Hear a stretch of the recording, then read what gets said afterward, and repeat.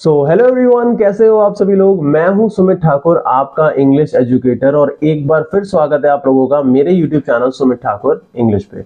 और आज की वीडियो होने वाली है बहुत ही ज्यादा स्पेशल। आज मैं एमपी बोर्ड क्लास 12th जिसका इंग्लिश का एग्जाम 8 तारीख को है, उसकी 7 डेज स्ट्रैटेजीज बताने वाला हूं कि भाई अगर 7 डेज में आप पूरा का पूरा सिलेबस दोबारा से रिवाइज करना चाहते हैं या फिर पूरा का पूरा सिलेबस कंप्लीट करना चाहते हैं तो आप कहां से कर सकते हैं और कैसे कर सकते हैं, आपकी स्ट्रैटेजी क्या होनी चाहिए, वो सारी बातें मैं इस वीडियो के अंदर करूंगा।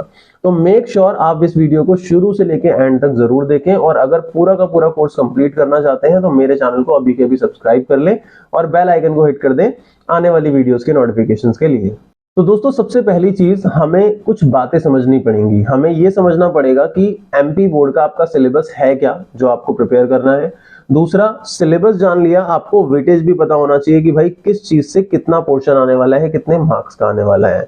तीसरी चीज, जब आपने सिलेबस जान लिया, वेटेज जान लिया, तो उसके बाद आप लोगों को कुछ चीजें और जाननी होंगी कि आप किस तरीके से किन चीजों को करने वाले हो, पहले क्या करना है, बाद में क्या करना है, और एट दी एंड आप लोगों को क्या करना चाहिए। तो एक एक करके हम सारी की सारी चीजों को देखते हैं दोस्तों। तो लेट्स स्टार्ट। तो सबसे पहली चीज दोस्तों, हम अपने सिलेबस को देखते हैं कि हमारा सिलेबस जो है वो क्या है। बेसिकली एमपी बोर्ड के अंदर आप लोगों का सिलेबस क्या है जो आप लोगों को प्रिपेयर करना है। तो देखो, सिलेबस के अंदर अगर हम बात करें, नो योर सिलेबस में बात करें, सबसे पहली चीज आ जाती है दोस्तों रीडिंग स्किल्स। रीडिंग स्किल्स मैं अगर बात करता हूं, देखो रीडिंग स्किल एक ऐसी चीज है जो बच्चा 9th में भी करता है, 10th में भी करता है, 11th में भी करता है, 12th में भी करता है। तो मैं ये नहीं कहूंगा कि रीडिंग स्किल को बहुत ज्यादा टाइम दो। अगर टाइम देना ही है तो प्रैक्टिस पे दो, अदरवाइज इसके अंदर कोई कॉन्सेप्ट इतना बड़ा चीज नहीं होता है, ठीक है। लेकिन स्टिल मैंने एक वीडियो रीडिंग स्किल्स को लेके बना रखी है, अगर आप उसको देखोगे तो आपको समझ में आएगा आप क्वेश्चंस को कैसे आंसर कर सकते हो। तो रीडिंग स्किल में आप देख सकते हो रीडिंग कॉम्प्रिहेंशन आएगा, जिसके अंदर 2 अनसीन पैसेजेस आएंगे, और इसके अलावा एक चीज और आएगा जो कि है नोट मेकिंग। नोट मेकिंग के अंदर इंपॉर्टेंट होता है उसका फॉर्मेट।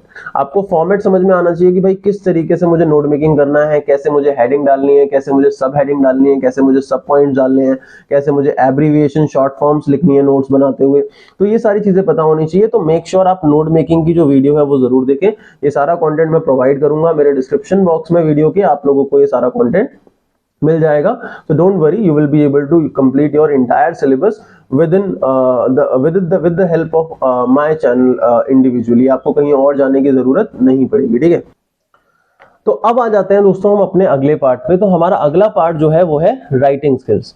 राइटिंग स्किल्स के अंदर कुछ चीजें आपको समझनी पड़ेगी। मैंने यहाँ पे ऐसे राइटिंग लिखा है, पर ऐसे राइटिंग की जगह हम इसको आर्टिकल राइटिंग भी कंसिडर कर सकते हैं।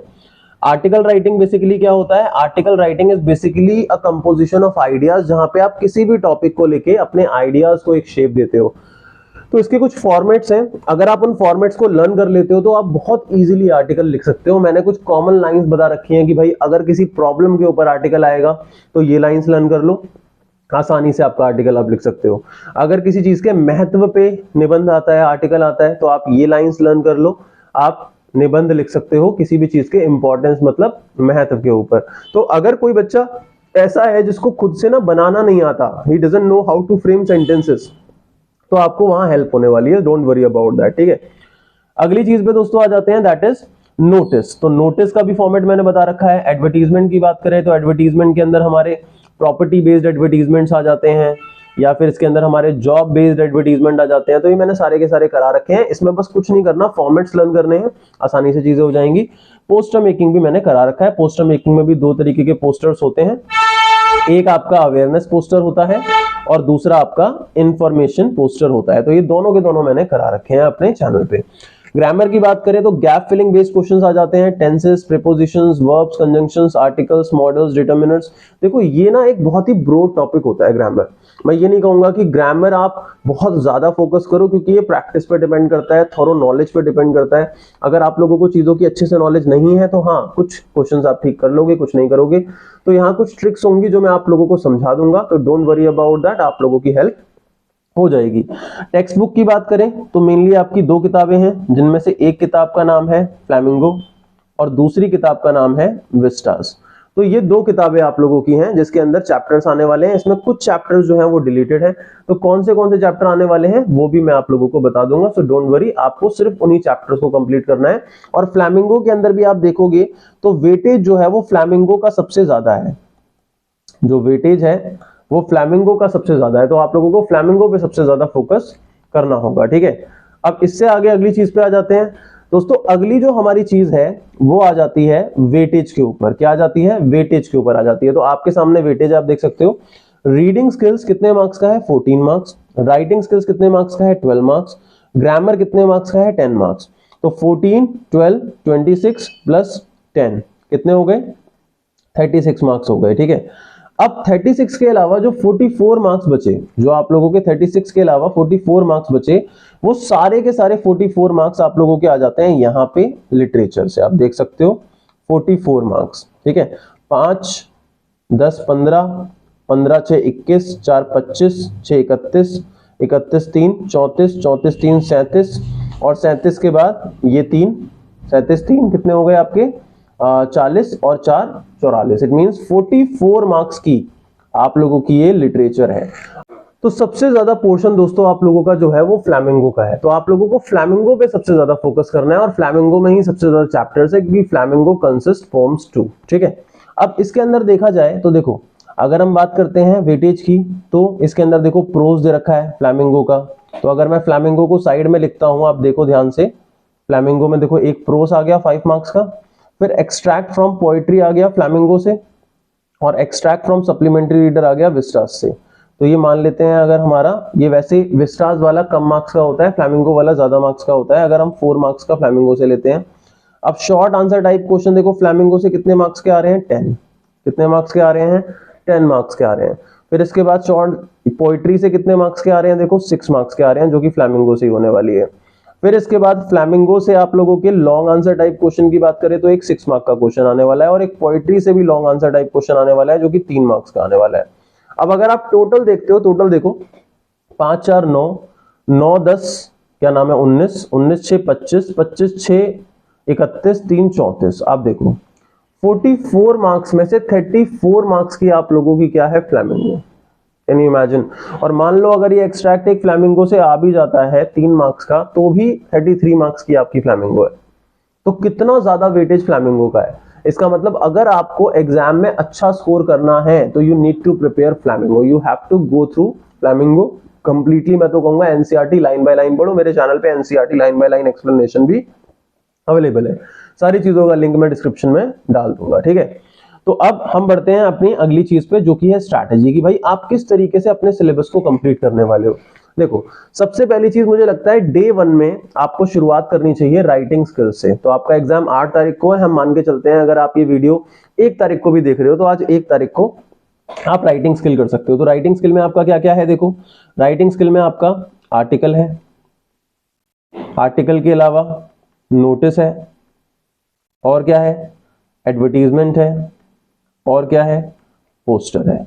ये टॉपिक्स हैं। आर्टिकल में 2 तरीके के आर्टिकल है, पॉजिटिव नेगेटिव। नोटिस के अंदर 1 तरीके का नोटिस है, 3 टॉपिक हो गए। एडवर्टीजमेंट में 2 तरीके के हैं, 5। पोस्टर में 2 तरीके के हैं, 7। मतलब ये 7 टॉपिक्स आप लोगों को करने होंगे। अगर मैं कैटेगरी को मिला देता हूं तो आपको 7 टॉपिक्स करने होंगे एक दिन के अंदर। और यहां पे बात लर्निंग की है, तो आप लोगों को थोड़ा सा ज्यादा टाइम देना होगा, क्योंकि अब हम मान के चल रहे हैं कि आप इंग्लिश की प्रिपरेशन को थोड़ा सा ज्यादा टाइम देते हो, तो आपको article writing, notice writing, property advertisement, job advertisement, सभी फॉर्मेट्स को लर्न करना पड़ेगा, ठीक है। इससे आगे लिटरेचर पे आ जाते हैं। तो फ्लैमिंगो क्योंकि हमारी 33 मार्क्स की है, 34 मार्क्स की है, तो फ्लैमिंगो को हमने सबसे ज्यादा टाइम दिया है, जो कि है 3 दिन का टाइम। अब इसके अंदर देखा जाए तो ये वाले जो 2 दिन हैं आपके, ये प्रोस वाले पार्ट को दे सकते हो, जिसमें द लास्ट लेसन, लॉ spring, deep water, rat trap, indigo, आपका पॉइंट and pancakes, interview, going places, ये सारे चैप्टर कवर अप कर लोगे। जैसे 4 चैप्टर, 8 है टोटल, 4 चैप्टर इस दिन कर लिए, 4 चैप्टर इस दिन कर लिए। फिर यहाँ पे आपकी 5 पोम्स है, पांचों की पांचों पोम्स आपने एक दिन के अंदर कर दी। पोम्स में जरूरी क्या होता है कि आप लाइन बाय लाइन पढ़ो, क्योंकि पोम्स के अंदर figure of speech based questions, word meanings पूछ लिए, किसी लाइन का मीनिंग पूछ लिया, ये सारी की सारी चीजें वहां पे आती हैं, ठीक है। फिर विस्टास की बात करें तो विस्टास में मैंने 2 दिन दे दिए हैं, फिर भी हालांकि ये 10 मार्क्स की है, मैंने 2 दिन दे दिए हैं। अगर आप चाहो तो इसको सिर्फ 1 दिन दे सकते हो। और फिर यहाँ पे आप रिवीजन दोबारा से पूरी की पूरी कर सकते हो और लास्ट डे आपको फुल कोर्स टेस्ट देना होगा। क्यों देना होगा फुल कोर्स टेस्ट? क्योंकि देखो कई बार क्या होता है, हम सिलेबस तो कर लेते हैं बट एट द एंड हम लोगों के मार्क्स फिर भी नहीं आते। क्यों? क्योंकि सिलेबस करने के बाद we don't know how to write answers. तो यहाँ पे एक वीडियो है जो कि प्रेजेंटेशन बेस्ड वीडियो है, जिसमें मैंने ये बता रखा है कि पूरे के पूरे पेपर को प्रेजेंट किस तरीके से किया जाएगा। उस वीडियो को देखने के बाद आपको पूरा फुल कोर्स का टेस्ट जो है वो देना है, पेपर प्रेजेंट करना है अच्छे तरीके से, तो आप लोगों की फाइनल प्रिपरेशन हो जाएगी। ठीक है, अब मैं टेस्ट पेपर भी आप लोगों को प्रोवाइड कर दूंगा, चिंता मत करो। तो अब लास्ट में मैं आपको बताता हूं, अगर आप लोगों को पूरा का पूरा सिलेबस करना है, सुमित भैया से करना है, सुमित सर से करना है, तो मैंने ऊपर आई बटन के अंदर आप लोगों को लिंक दे दिया है कंप्लीट सिलेबस का। आप उस पर क्लिक करके अपना पूरा सिलेबस कंप्लीट कर सकते हो। दूसरी चीज, डिस्क्रिप्शन बॉक्स के अंदर भी मैंने सारे के सारे लिंक्स दे दिए हैं, आप उसके थ्रू कर सकते हो चीजें। और अगर आपको मेरे से डाउट्स पूछने हैं तो कमेंट सेक्शन में कमेंट कर सकते हो, मैं रिप्लाई करूंगा। अगर और आपको पर्सनल टच चाहिए कि भाई हाँ सर आपके साथ हम हमेशा रहें और हम कभी भी आपसे डाउट पूछ सके, कमेंट आपने देखा नहीं देखा, तो मैंने एक टेलीग्राम ग्रुप का लिंक नीचे डिस्क्रिप्शन बॉक्स में दे रखा है, आप उसे ज्वाइन कर सकते हो। उस ग्रुप में आप मैसेज करके मेरे से सवाल पूछ सकते हो। तो दोस्तों आशा करता हूं आज की वीडियो आप लोगों को अच्छी लगी होगी, आप लोगों की कोई हेल्प हुई होगी। मेक श्योर आप इस वीडियो को ज्यादा से ज्यादा अपने फ्रेंड्स के साथ शेयर करें, ताकि उन लोगों का जो इंग्लिश का एग्जाम है वो बहुत ही ज्यादा अच्छा जाए। और लास्ट में please subscribe to my YouTube channel and press the bell icon, ताकि आप लोगों को मेरी लेटेस्ट वीडियोस की नोटिफिकेशन मिलती रहे। Thank you so much for watching this video. जय हिंद, जय भारत।